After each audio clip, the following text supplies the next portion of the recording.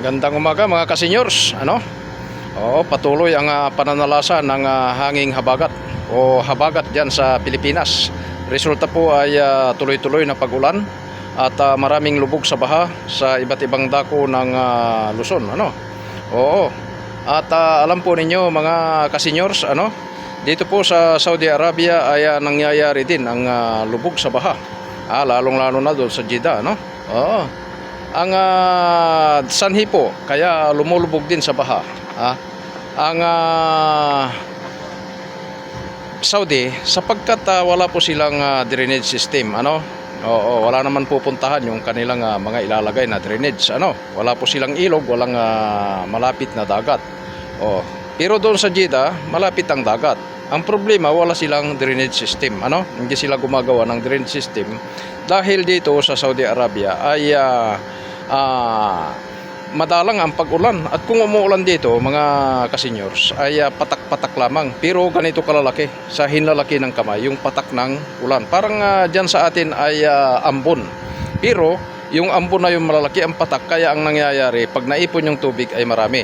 Dyan naman sa atin ay talagang walang puknat na pag-ulan, tulad yan yung habagat ay lumilikha ng maraming pag-ulan. Ang problema, doon sa mga drainage system natin ay nababarahan ng mga itinatapon na basura ng mga walang disiplinang mga mamamayan, at saka walang proper koleksyon.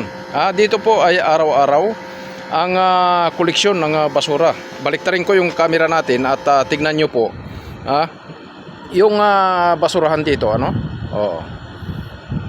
hindi mabaliktad, live po pala ito, camera pala ito, itatalikod ko na lang at tanawin nyo yung basurahan doon, Yan po ay dalawa-dalawa, at araw-araw kinukulikta ng mga kontraktor, mga kababayan, mga kasenyors.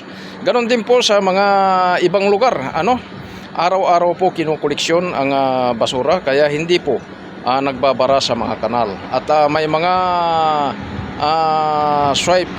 swipers po dyan, street swipers, sa mga lugar-lugar dito sa Saudi Arabia, at talagang yun ay kanilang trabaho. Oo. Yung dyan naman sa atin ay mayroong MMDA sa Metro Manila.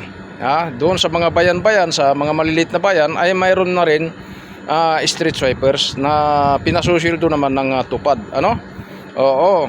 Sweldo, tulong po, hindi sweldo, tulong ng tupad.